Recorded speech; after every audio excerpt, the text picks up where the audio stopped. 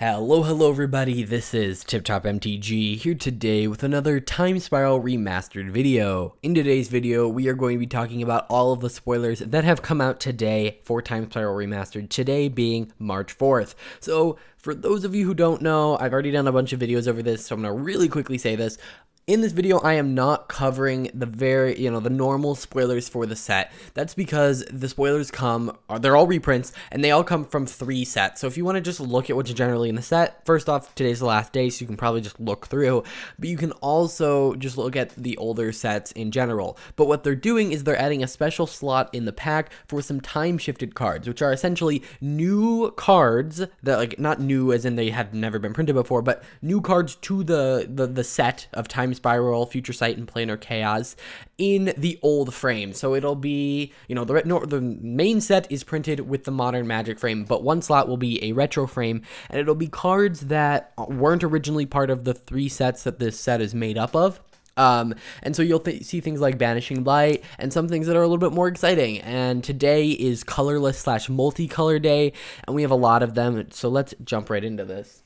Starting off, we have Quazili Pridemage. Now, a couple things I do have to note before we jump into this. In the bottom left, you can see the last time this card was reprinted. In the bottom right, you can see the price for the card on screen. If you see a little arrow, that essentially means that is the price for the cheapest version of the card. If you don't see the arrow, that means it's for the version that you see on screen. The reason that's there is because the foreign language cards are not for sale yet on Card Kingdom, and that's where I am getting these prices from in USD, and so I'm using, the last thing. So if you see one with an arrow, expect the price to go up on that because it's just the normal version. So we are going to start off with all of the foreign language cards, which there are a lot of. I'm not necessarily going to read what each card does, but I should stay on the page long enough for you to read them, just because, this is a product that's very niche, and I don't feel like I'm necessarily needing to review it. I may talk about Limited a little bit, but this is mostly talking about the art, the price, and why I think it is that way.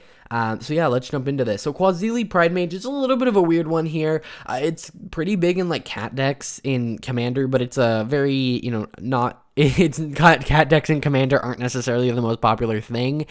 So I don't know necessarily why it was included. Maybe there's some big theme that I just didn't see through the set of cats, more likely wizards though. So it's interesting to see. I do think the artwork works pretty well with the old frame. It's not the best I've seen with the old frame, but it definitely isn't bad like some cards are. So not an awful inclusion. It's going for about 55 cents. So you can expect it to go for about $3 with the new frame. Of course, that is all pre-order, and we'll talk a bit about that as we go on. Next, we have Feather the Redeemed. This one's going for about 79 cents, but I expect this one to be really, really expensive. Not really, but more expensive than something like Quazili Pridemage for one big reason, and I've said this in every video, and I will continue saying it. Cards for Commander are going to be more expensive when they are the alternate frames, because you're more likely, Commander is the format where you probably keep your decks the longest. Modern doesn't rotate, but it does get new metas, and so you're often going to be swapping that out. But in Commander, where, the meta really isn't a thing unless you're playing CEDH, it means you're more likely to keep your decks, which means you are more likely to buy, different versions of the cards that maybe are there just for aesthetics. Now, I'm not saying everyone likes the old frame. I'm personally not a huge fan of the old multicolor frame, but if someone's looking for an alternate version of Feather, there is now one of those, so I think that will drive up the price just a little bit. Next, we have Everflowing Chalice. This one's another one where I'm like, I don't see this one played too often, but I'm stumbling over my words today. I definitely like the way the art works. I think it works really well, and I think that's part of why it was chosen. It is one that sees play, and it is also one that I think the art works really well with. Next, we have a Contagion Clasp, and I just have really never heard of these cards. I've heard of all the other cards so far. It's kind of a smaller Contagion engine, which is kind of interesting. I think it has a lot of potential, and I think the artwork is very old school Magic, and I think that's why it was chosen. On top of that, it does synergize with some of the some of the themes in Limited, so it makes sense that it was included here. Again, this one, the price in the bottom right has a little arrow, so it'll be higher. Next, we have Abrupt Decay. This one is a very, very, very popular card for removal in lots of different formats. And so I think, first off, it's going for just $7.50. Like, the normal version of it is going for $7.50. So I expect the, the fancy version of this one, especially because I think the frame works really well with the art. It may actually even blend in a little bit too much, but I think that we will see this going for like 20 bucks at least at the start. I expect all the prices to fall. These are pre-order prices. We don't really know what the supply of these is going to look like, but just note these do come out of $8 boosters, so keep that in mind when you're thinking about, here's where I think prices are going to land. Next, we have Hedron Archive. Definitely a card that can see play. I like the versions of these cards where, like the versions of the retro frame cards, where it is a card that sees play, or even if it doesn't necessarily see play, can be played. Some cards are very niche. For instance, the Pride Mage from the beginning of the video, that's really only going in a cat deck. Maybe you could throw it into something, but this could really go into like any commander deck. And so I think that it adds a lot of value there because they're clearly printing these to be played with, not necessarily for value, although they have started implementing more value into it. And we're going to see some of that here today. So let's move on to the next one. We have Prized Amalgam. This is only ever printed in Shadows over Innistrad, so it's interesting to see it get a reprint here. I think it will be a pretty expensive card, not only because it's $2.80 on its own, but also because of the gravestone, headstone in the upper left. I think that anything with that symbol is going to instantly be more expensive because it is something that makes it more unique. It is not only the frame, it is not only the purple symbol, it is also that. So I think that it will increase the value of this card significantly, probably up to something like $6 to $7 or even higher. Next, we have Consuming Aberration. This one is kind of just meh. Like, it's really good in mill decks, but it's not one that you could fit into any deck, so I'm not a huge fan of it. It was also just reprinted with new art in Zendikar Rising Commander, so if it's not new art, it's like art that not this art. And so I don't know necessarily how well this is going to do in terms of price, but I don't expect it to be very high. Next, we have Knight of Reliquary. This one's already going for about $2.30. So looking at it being converted into what the new style here, or I guess the old style, could see it going up to maybe $7 or $8, and then probably falling after that as more and more enter the market. Because as long as a box is profitable to be opened, and as long as it's not a limited supply run, it will be opened until everything gets lower in price. Next, we have Arch of Araska. It's a land, and so I expect that to drive up the price a lot. You'll notice that a lot of the lands, because I'm doing all the foreign language cards now, we're going to talk about the non-foreign language cards after this.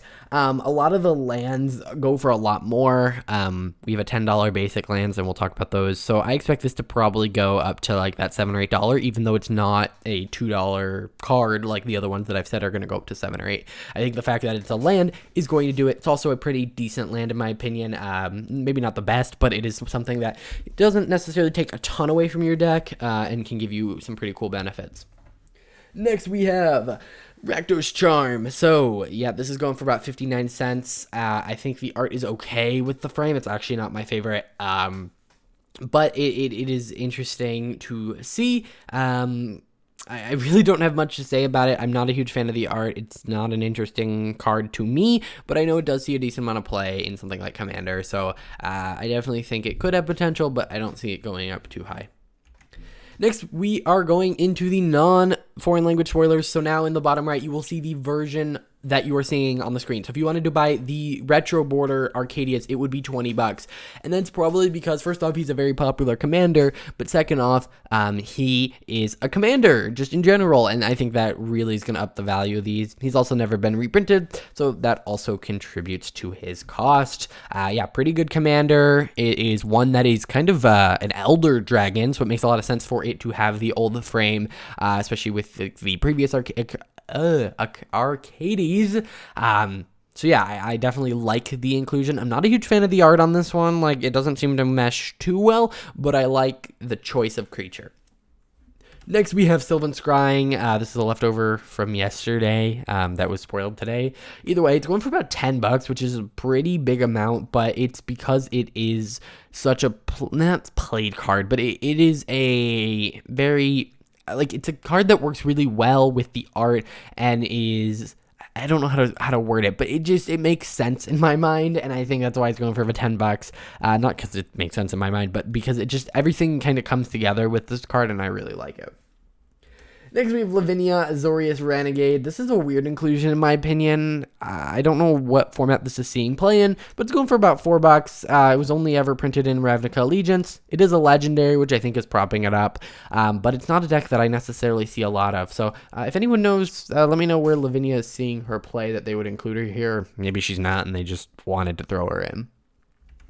Next, we have Bloodbraid Elf. This is a pretty interesting card because it can be used to do some pretty combo-tastic stuff because of Cascade. However, it's still only going for about $2. It was last reprinted in Mystery Booster. And yeah, this is one of those more niche cards, in my opinion. Of course, you can throw it in any deck. You know, getting 2 spells for 1 is definitely not a bad deal, but it definitely also isn't just a really amazing card in every deck. So yeah, let's go into the next card. Next, we have Field of Ruin. This one's normally like a 50-cent card, and it's going for about $10. Why? Because it's a land, and because I think this one looks so good. The art works amazingly with the frame. I think that it's a used card. It, you know, is only so cheap because it does see a decent amount of reprintings, and so I think that this is a pretty awesome one. I just think the art just meshes so well with that land frame that it works, you know, really well, like I'm saying. Next, we have Temur Ascendancy. This is one of the ones where it's a little more random. I feel like it's never been reprinted, so that's pretty cool, but it's only going for $3, so clearly people aren't necessarily jumping over the moon for this one, but it's not the cheapest card on our list today. Next, we have Ancient Den. Pretty interesting for being an artifact land, and I think in those like Tron decks, if you're running these, depending on what format you're in, it'll definitely see a little bit of play just because it does look so interesting. I again think the art works really well with the frame here, and yeah, I think that's contributing to its $6 price. Next, we have Blighted Woodland. Again, going for, you know, $3. It's not as high, mostly because I don't think it works really well with the frame. But, you know, if it's a card you're looking for, pretty cool. I like the land frame, the old one, probably the best out of all the frames. So I might be slightly partial to those cards. Next, we have Waste, which is a big one. It is just a basic land waste, but it's going for $10. Think about this. If you have a mono colorless deck and you wanted to equip this with it, let's say it's Commander, you are paying a lot of money for this. I don't think it's going to stay at $10, but just note, this waste is just as rare as pulling any other card from the list. So just because it's a basic land doesn't mean there are going to be more of them. So this is probably going to be one of the most expensive basic lands, you know, that has been printed recently, and I think it's going to be very popular. I think they chose great artwork for it, and I like the border of it. It's going to look really cool in some Commander decks and older Legacy Vintage decks. So I definitely really like it. I actually kind of hope in the future we see this with like other lands, because I do like the land frames, like I've talked about. Next, we have Cloud Shredder Sliver. This is very clearly in here because slivers are a big part of Time Spiral, Planar Chaos, you know, all of those sets. Or at least one of the sets, and it is in this set, so it's clearly here for the limited environment. It's also kind of cool to see a reprint. Modern Horizons cards haven't had a wonderful ability to be reprinted, or they have not been reprinted a lot, so it's good to see some of those. Going for about $5. I think the art works pretty fine. I like how the colors match the frame, but yeah. Next, we have Panharmonicon, very powerful card. It is in that brown frame. I think artifacts are going to do really well in this border because people I feel like, are very nostalgic, especially towards the artifact frame.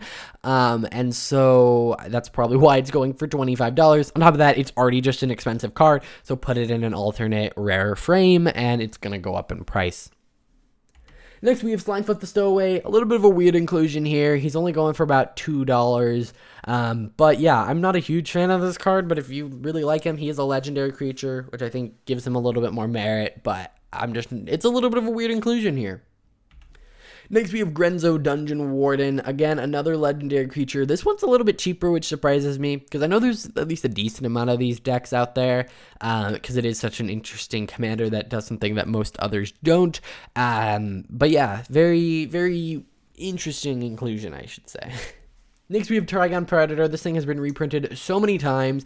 Its art doesn't match well with the frame at all, and it's not a particularly interesting effect. So I think that's why it's going for 99 cents. It is the cheapest card on the list today. Next, we have Solemn Simulacrum, very played card in Commander as it gives ramp to any color. It's also a creature that then draws a card. Lots of value here. Makes sense. It was last reprinted in Core Set 2021, and this one actually uses the original art for the card, so that's going for about $12. Pretty cool. Then we have Ramunap Runes, pretty good in like burn decks, especially in things like Pioneer. So it's very interesting to see it get this frame. Again, just seeing cards that are played get this frame is really awesome. Next, we have Dovin's Veto. Again, this one sees played somewhere. It's pretty powerful counterspell because it can't be countered, but it's not necessarily amazing at countering like a counter spell that's targeting your stuff, because then they'll just counter it again. So it's good, but I'm not a huge fan of the card personally. If I'm in Azorius, I guess I'm running it over Negate, but yeah, it doesn't necessarily also blend too well with the card, so I'm a little confused by this include, but maybe they just realized they needed more counter spells in the limited environment, so they included this one. Next, we have Bojuka Bog. Again, a land, so it's going for a little bit more. I also think the artwork works really well with the frame, and it's a card that sees play. So it kind of checks all the boxes, and because of that, it is more than just a $2 card. Next, we have Vanquisher's Banner. This one has only ever been printed in Ixalan, and again, I think that artifacts have a pretty big advantage with their border in terms of how much people are going to like them. I also think that this art doesn't go horribly with the banner, or with the frame. So, yep, $18. It's also just normally a pretty expensive card because it is so powerful. And then we have Leveler, which is part of, combos with, clearing out your library and then winning. And they've actually shown off a couple infinite combos that are in this slot, where that they purposely built in, where it's just instant win the game, which is kind of interesting. So keep an eye out for Lab Maniac if you pick up Leveler, but you're probably not picking up Leveler to play. He's only going for about $2, which surprised me just because it was a pretty big deck. I don't know if they dealt with it in Pioneer or whatever. Demir, like Inverter or something.